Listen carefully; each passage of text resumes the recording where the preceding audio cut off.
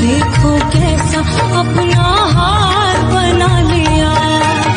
कैसी है बेखुदी, कैसी अगन लगी, जब से इश्क हुआ है तब से दुनिया लगे। नमस्कार दोस्तों, स्वागत है आप सभी का जो कि ITI फर्स्ट ईयर के इस बार एग्जाम देने जा रहे हैं। तो उनके लिए दोस्तों जरूरी है कि जो एम्प्लॉयबिलिटी स्किल का नया PDF है उसको पढ़ के जाएं, क्योंकि उससे सभी क्वेश्चन 25 जो क्वेश्चन आ रहे हैं वो सभी उसी से फंस रहे हैं। तो उसी का दोस्तों ये क्वेश्चन है, नया PDF है एम्प्लॉयबिलिटी स्किल का। तो इसमें दोस्तों एक चैप्टर मैंने कंप्लीट कराया था, ये हम लोगों का दूसरा चैप्टर है।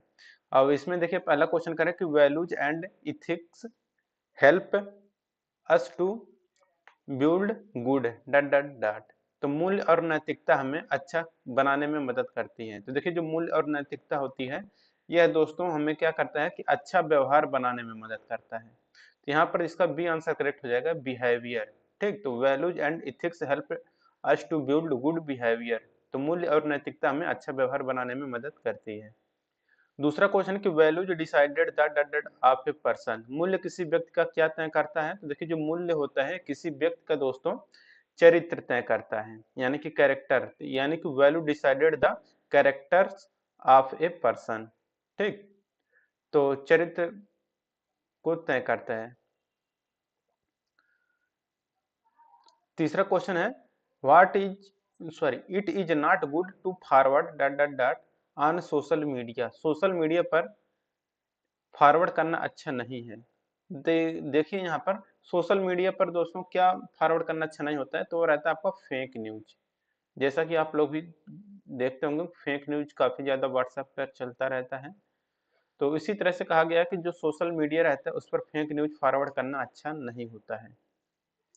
चौथा क्वेश्चन है a person who respects and follows the law of a country is a. जो व्यक्ति किसी देश के कानून का सम्मान करता है और उसका पालन करता है वह कैसा होता है? तो देखिए जो व्यक्ति किसी देश के कानून का सम्मान करता है और उसका पालन करता है वह रहता है दोस्तों आपका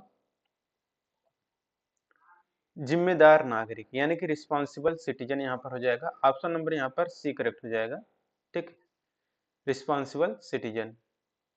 पांचवा क्वेश्चन करें कि Rita found someone's purse in the office, she gives it to the office manager, this shows that she has.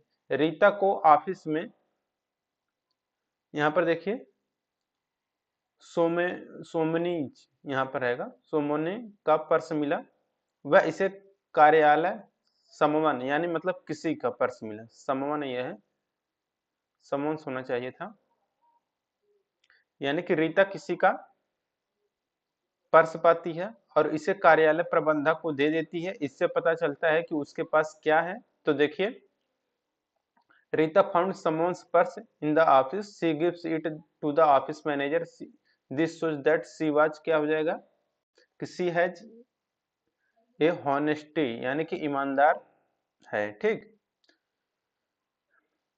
तो रीता को ऑफिस में किसी का सामान या पर्स मिला, वैसे कार्यालय प्रबंधक को देती है। इससे पता चलता है कि वह एक उसके पास ईमानदारी है या वह ईमानदार है। छठा क्वेश्चन है the constitution of India is also called as. संविधान को और क्या भी कहा जाता है? तो देखिए दोस्तों संविधान को दोस्तों और हम लोग भारतीय संविधान भी कहते हैं। तो ऑप्शन नंबर यहाँ पर 6 सभी करेक्ट हो जाएगा, भारतीय संविधान। सातवां क्वेश्चन है कि India is a sovereign country that means it can make its own. Bharat एक संप्रभु देश है, इसका मतलब है कि यह अपना क्या बना सकता है? तो देखिए भारत एक संप्रभु देश है, इसका मतलब यह है कि यह अपना नियम और निर्णय बना सकता है, यानी कि रूल एंड डिसीजन बना सकता है। ठीक, तो सातवें का यहाँ पर डी आंसर करेक्ट हो जाएगा। अब देखिए आठवां क्वेश्चन कर रहे हैं कि Indian constitution is a set of dot dot dot of our country. भारतीय संविधान हमारे देश के क्या यहाँ पर आएगा का एक समूह है। तो देखिए जो भारतीय संविधान है यह हमारे देश का दोस्तों कानून और नियम का एक समूह है। ठीक, यहाँ पर हो जाएगा लॉज एंड रूल्स। ठीक, तो यहाँ पर आठवें का ए आंसर करेक्ट होगा। ठीक, आठवें का ए आंसर करेक्ट हो जाएगा। यहाँ पर ये 8वें का ए आंसर करेक्ट हो जाएगा। कानून और नियम, भारतीय संविधान हमारे देश का कानून और नियम का एक समूह है। 9वां क्वेश्चन देखिए यहाँ पर कह रहा है mister Johnson wants to employ an 8-year-old girl for household work in India we prohibited that because it is. Mister Johnson एक 8 साल की लड़की को घरेलू काम के लिए नियुक्त करना चाहते हैं, भारत में हम इसे प्रतिबंधित करते हैं क्योंकि यह क्या है। तो देखिए यह क्या है दोस्तों आपका कि शोषण के विरुद्ध अधिकार का जो नियम है वही है, ठीक। तो यहाँ पर राइट अगेंस्ट एक्सप्लॉयटेशन का है, तो राइट अगेंस्ट एक्सप्लॉयटेशन शोषण के विरुद्ध अधिकार है ये, कि कोई भी यहाँ पर देखिए कि लड़की मिस्टर है, जो मिस्टर जॉनसन एक लड़की को 8 साल के घरेलू काम के लिए नियुक्त करना चाहते हैं, भारत में इसे हम प्रतिबंधित करते हैं क्योंकि यह शोषण के विरुद्ध अधिकार है। 10वां क्वेश्चन है we have freedom to go to temple church or mosque for prayer this pillar of character is called. हमें प्रार्थना के लिए मंदिर, चर्च या मस्जिद में जाने की आजादी है, चरित्र के इस स्तंभ को हम लोग क्या कहते हैं, जिसे हम लोग कहते हैं आदर या रिस्पेक्ट, यानी कि हम लोग सभी धर्म को यहाँ पर मानते हैं या आदर करते हैं, ठीक। तो यहाँ पर 10वें का डी आंसर करेक्ट हो जाएगा। अब देखिए यहाँ पर अगला क्वेश्चन है 11 नंबर का, an addition of harmful smoke gases and chemicals to the environment in large quantities is called. पर्यावरण में बड़ी मात्रा में हानिकारक धुएं, गैसें और रसायनों का शामिल होना क्या कहलाता है। तो देखिए पर्यावरण में बड़ी मात्रा में हानिकारक धुएं, गैस और रसायन का शामिल होना यह कहलाता है आपका प्रदूषण। ऑप्शन नंबर यहाँ पर भी करेक्ट हो जाएगा, प्रदूषण। 12 नंबर क्वेश्चन है कि cutting down of trees for farming and housing purpose is called. खेती और आवास प्रयोजन के लिए पेड़ों की कटाई को और क्या कहा जाता है। तो इसे हम लोग कहते हैं दोस्तों डिफॉरेस्टेशन,